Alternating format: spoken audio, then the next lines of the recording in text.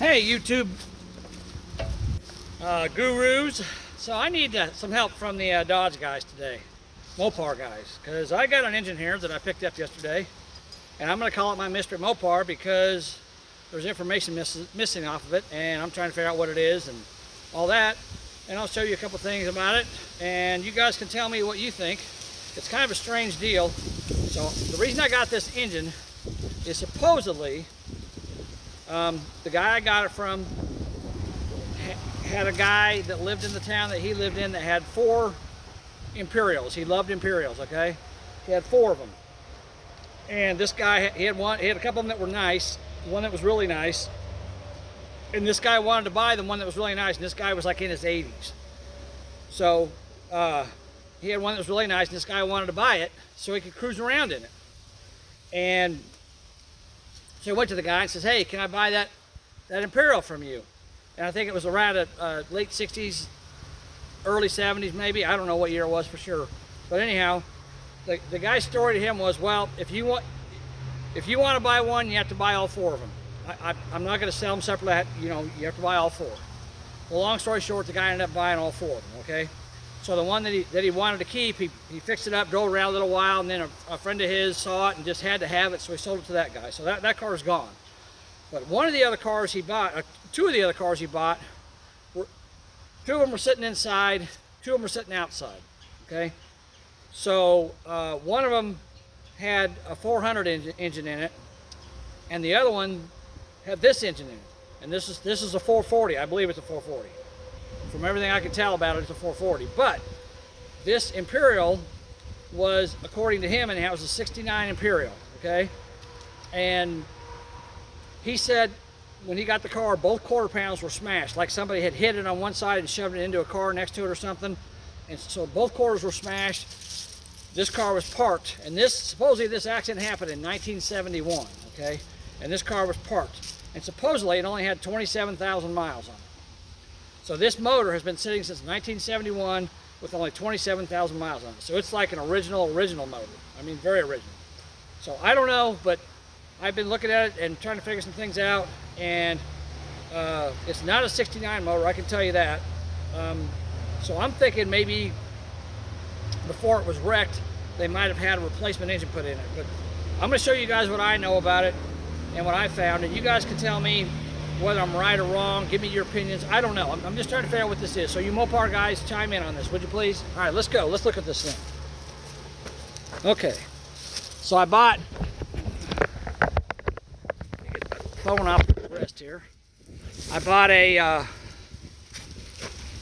440 engine and a 727 transmission. And I didn't pay very much money for this stuff. And I will tell you this much. The motor is locked up. It's been sitting since 1971. That's 52 years it's been sitting. Hasn't been driven. Now the first thing I noticed about this motor, and I want you guys to notice this too, is how clean it is. It's got a little bit of oil built up down there on the pan and a little bit on the front of the motor there. But if you look at the block in general, I'll show you the other side too, but this thing is really clean, which leads me to believe that it is possibly a 27,000 mile original engine. I don't know, but I know that, like, there's the compressor down there. The belts are literally stuck inside the grooves. You have to force them to come out. You have to pull them out. They were stuck inside the grooves on the crankshaft, everything. So it was pretty bad. But anyhow, first thing I want to do is look at this transmission. So this is a 727, right? You guys tell me, am I correct? That's a 727, right? It's got the little dog leg down there in the corner. So, okay, now here's the information on the side of the transmission right here. I'll hold it here a second so you guys can see that.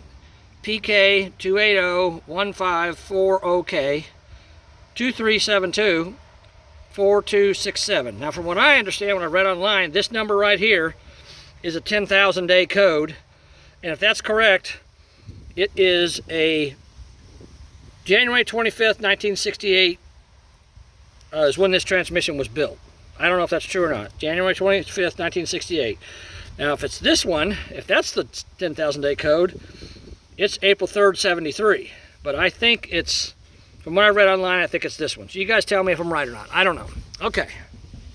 Now, let's look at this exhaust manifold.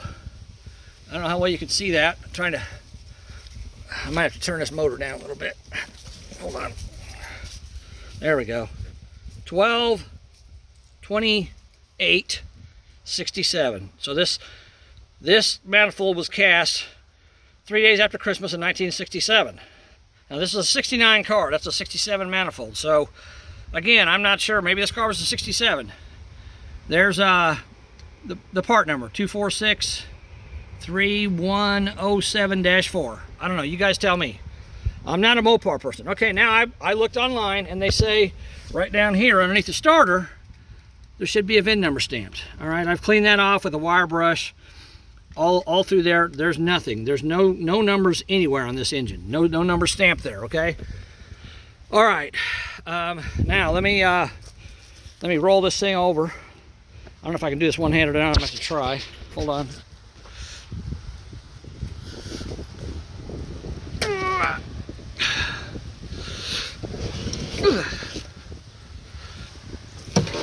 All right.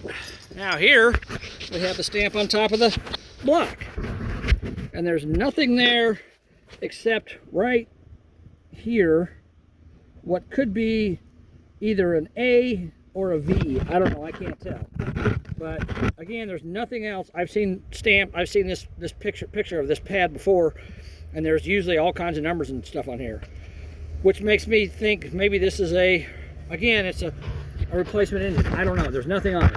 Now again, we can look up here, and there's the date code on the intake manifold and the part number 2306178. I think that's what the intake manifold says. 12/26/67. So this manifold was cast the day after Christmas in 1967. Okay, and it's got a Holley. You can see that list 6160-1, which is the correct carburetor for a 440 4-barrel engine. So that's the correct carburetor. Look that up. And let's see what else. On the front here, it had a kind of an unusual looking fuel filter, but I don't know how well you guys can see this, but just barely right there you can see AC. I don't know if I clean it off it'll be any better or not. Yeah, there you go, AC. So that's an AC Delco filter. Let's see. There's a number on the water pump, 2780981, and the water pump does turn, which I'm surprised it does. That turns, and even the alternator turns. It's a double pulley alternator, so all that stuff's free. But anyhow, okay, so now let's let's look at this manifold. This manifold here, get it out here where we can see it, out of the shade. All right, this manifold here, 2532464, and then it says N4, but there's no date code on this manifold. And this was a passenger side manifold, and it's still got the whatever it's called, heat valve in it, still in there. So I don't know, are these manifolds worth anything to anybody? You know, I know a lot of people threw them away back in the day. I don't know if they're worth anything or not. Maybe they're not. I know they're not high performance, because high performance ones looked a lot more like headers and they had longer runners on them. So I know that's not, but you know, is it worth anything? I don't know. You guys tell me. All right. I just saw the distributor here. I don't know if I can see that or not. Let me try to get that cleaned up.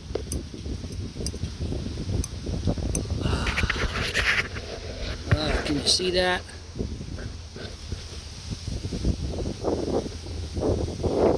I don't know. There's some numbers out, 875764. There might be other numbers I can't see back there far enough. There's a 2 in front of that. So it's 2875764 and then a 165 on top of that. Whatever that means. I don't know. You guys tell me. Like I said, I'm trying to figure all this out. Okay. Now, here's the cool thing about this engine, since it was parked in 71, it's got all the original brackets on it. Like here's the air conditioning brackets. I don't know if this stuff is rare and hard to find. I'm thinking it is, because I know when it comes to Chevrolet cars, a lot of people took the air conditioning off and threw it away. And you know, they threw this stuff away too. They didn't think nothing about it. And now trying to find original brackets are hard to find. So you guys tell me, are they worth anything? Are they have any value? Here's the top of the AC compressor. Serial number 680116. Part number 2863469RV2. Probably a revision 2, I'm guessing. Okay, so that's that. All right, now, if we come over here to the passenger side, now I also was told, I don't know how well you guys can see this. I'm going to try to get you down in there. Let me see if I can tilt this motor a little more. Hold on.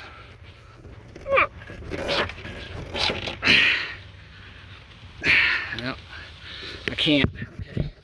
Let me get you down in there. There's the pad on the passenger side, right next to the motor mount. There's a pad there, and I believe there should be a VIN number stamp there, but as you can see, there's nothing there. No stamp at all. And nothing back there. I don't know where else to look. Now up here, it does say 2536480. Is that right? I'm trying to see it. Hold on. Yeah. No.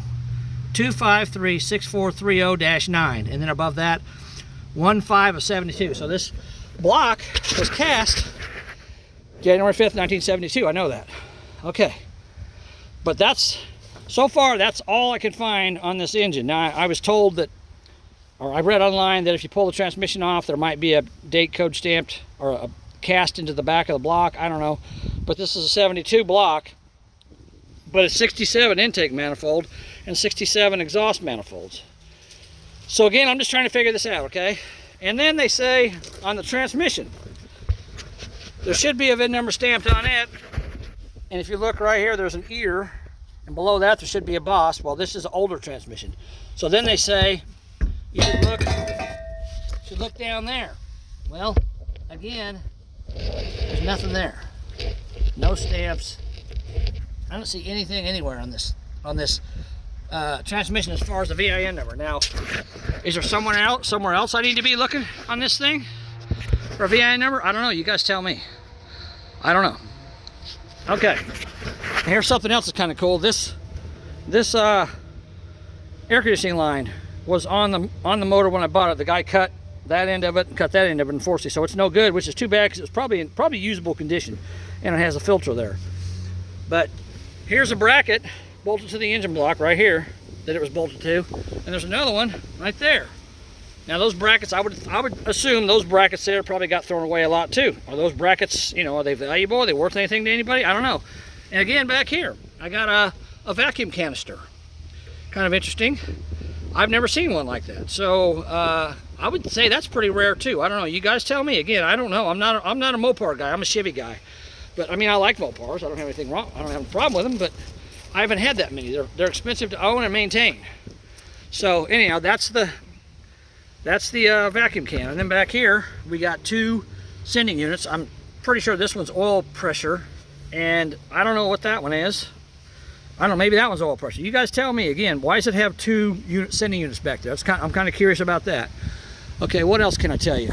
Oh, here on the transmission it says 261-4, whatever that means. And I looked up here, there's no VIN number stamped on the transmission lip either, because I read in a couple places it could be stamped there. I don't see it.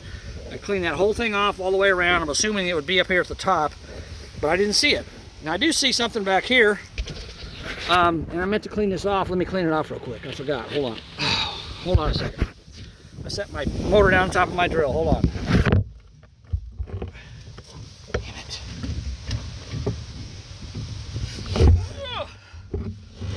Okay. Sorry. All right, let me clean this off. I also read online that there should be 12 boxes with dots in them on the tail shaft of this transmission. I can't find them anywhere. I don't know where to look. I cleaned the whole top of the transmission off. I couldn't find anything. But I did find this. I don't know if this helps anybody or not. See if we can focus in on that. Where's it at? Well, come on. NW5 2466901. Whatever that means, I don't know. Okay, now, again, this thing's been sitting for 52 years. Hasn't been started, hasn't been turned over. It is locked up. I'm hoping I can get it unlocked. Now let's go inside here. I wish I would have done this when the motor was tilted the other way. Well, I don't think you guys can see it now. Dang it. Hold on a second. See if I can tilt this motor back over. Hold on.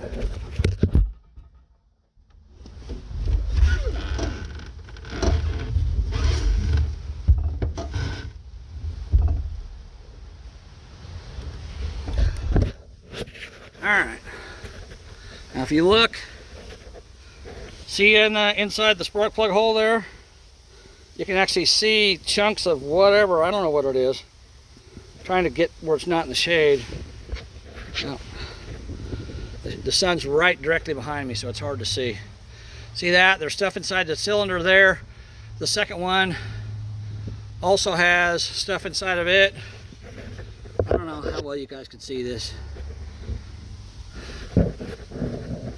Well, you can kind of see it, not really, but I need to get a little light's what I need. But anyhow, there's the front two cylinders on the driver's side. They've both got junk inside the cylinders. The first cylinder there almost looks like it's got a whole mouse nest in it. I don't know, can you see that? Yeah, you can see the chunks in there. See how close I can get without it blocking. See that? See, I'm blocking it with the shadow. That's the problem. But you can see it in there. I think what I'm gonna do is I'm gonna spray some brake cleaner carburetor in there and then throw a match in there and try to burn that stuff up, get it cleaned up out of there, and then blow it out with an air gun. Okay, and I want to power wash this thing, but I want to show it to you guys first. And another thing I noticed on this thing, when I first looked at it yesterday, I pulled the dipstick out and it was probably about a quart over full. And I'm like, that's not good. I told the guy, that's not good. And he's like, what do you mean? I said, well, there's probably water in the pan because it's way over full. I said, can we lift it up and pull the drain plug off? And he said, yeah, sure. So we raised it up. He had a forklift. We raised it up, pulled the drain pan off, and sure enough, water came out of the pan. I'm going to say at least a half a quart, maybe a full quart, but somewhere between half a quart and a full quart of water. But the good news is it was in the bottom of the pan. It's been there for 52 years. But there's also grease and oil inside the pan. There was sludge. The bottom of the pan was covered in sludge because we pulled the pan off after that. And we looked inside the engine, and it doesn't look terrible, but it's definitely got some issues going on there. I'll have to get the pan off and show it to you guys, but I'm not going to do that today. But anyhow, I pulled the pan off, and one thing I did notice is it does have a forged crank in it, and from what I read online, that harmonic balancer is the correct balancer for a forged crank. So it does have a forged crankshaft in it, which is good. I'm glad for that. And I don't know if it has the 6-pack rods in it. You guys, tell me what I need to look for when I'm looking for a 6-pack rod. What's a 6-pack? Does it have a number on it? Does it have a certain look to it? You know, tell me what I'm looking for. I don't know. Oh, here's something else. These spark plug shields. There's 2 of them here, and they bolt directly to the head bolts. There's 2 of them here on this side, one on the exhaust manifold on this side, and they pulled the exhaust manifold off the other side. And thank God they didn't damage the shield, because there it is. It's still bolted to the engine. Now again, I would think those would be kind of rare. I don't know, but I mean, this engine is so complete. I'm amazed. It's just, you know, even the throttle, all this throttle linkage is here, all the way down to the transmission linkage. All that's still there. You know, hooked to the carburetor correctly. And it's even got on this side here. I've seen a lot of these intake manifolds for sale with this missing. That's there. You know, I don't know what kind of condition it's in, but it's there. I don't know if that carburetor is rebuildable. I'm hoping it is, but we'll see. I don't know. We'll have to check it out. All right, now I'm going to do something I haven't done it yet. I want to do it with you guys here with me. So let me pull this engine back over, and we're going to pull this valve cover off. I haven't done it. I took all the bolts out earlier, and I haven't taken it. And again, maybe this oil cap. I'm assuming this oil cap's probably kind of rare too. I don't know. I mean, I don't know about this stuff. You guys tell me. Maybe not. Here's another bracket. There's a little bracket. I'm assuming went to the air conditioning. Hold on a second. Over here. It's on the other side. Hold on.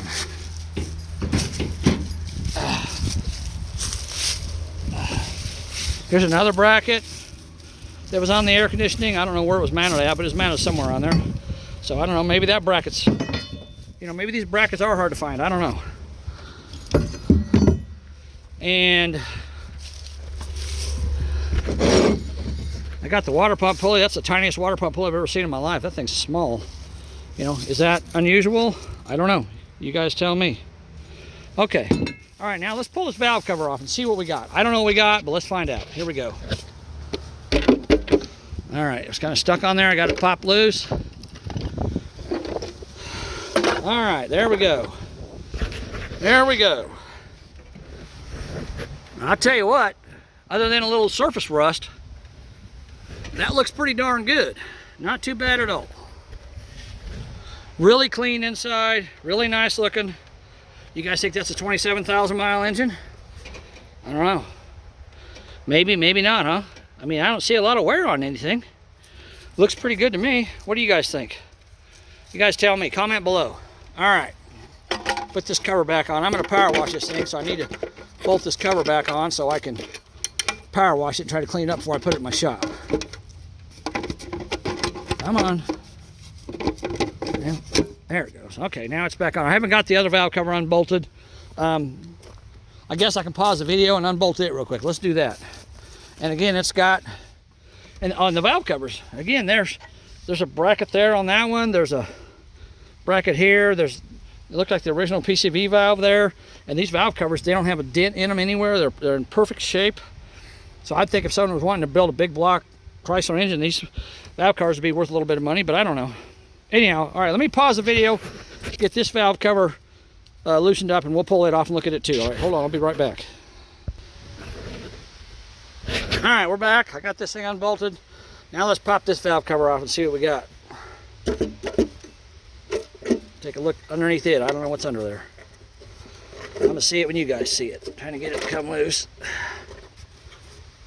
This side here. This side here is a little more ugly.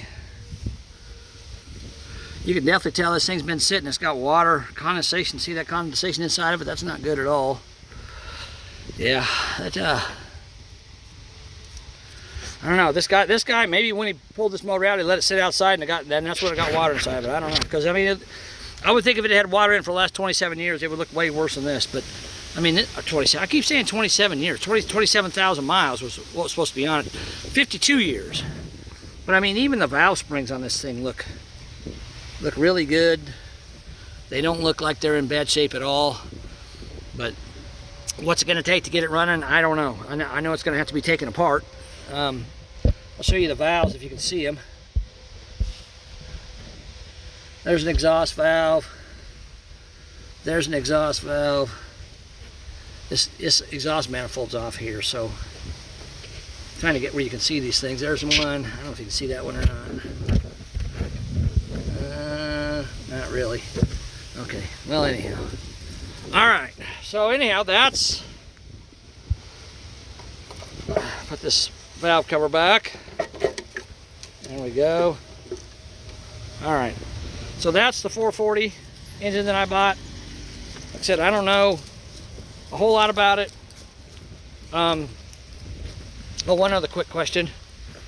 Up here on this boss, where these numbers are stamped, has anybody ever found numbers underneath this end plate? Is there numbers under here maybe? I don't know, because that V is right there, kind of halfway. I don't know. I would think they'd be out there where you could see them. But anyhow, you guys tell me. What do you think this engine is? I think it might be a replacement engine that was put in the car and then it was driven for a short while and wrecked and then parked. I don't know. What do you guys think? You guys tell me what you think. Anyhow, so that's my mystery Mopar engine. I don't know what it is. I don't know what it fits. But you guys tell me what you think. Watch this video. Look at the numbers. You know, that's all the numbers I can find on it. So if there's somewhere I'm not looking, let me know. I don't know. You guys tell me. All right, guys. I'm going to get off here. I'm going to put this thing back together. And I'm going to power wash it so I can get it put away, get it out of the weather. And I don't know what I'm going to do with it yet. I got a couple cars I can put it in. I'm trying to decide which one I want to put it in. But I got a really good deal on it. So if I can get it to break free and work, and it's actually 27,000 miles and the cylinders aren't ruined, then I might be in good shape. But I don't know. I have to get it apart. Probably have to pull the heads off. I don't have a choice with that. But after looking at everything. But anyhow, I'll get it done and I'll make more videos on it. So you guys tell me what you think. Give me your opinions, because I don't know. All right, guys. Thanks for watching. I appreciate it. Subscribe to my channel, please. Talk to you later. Bye.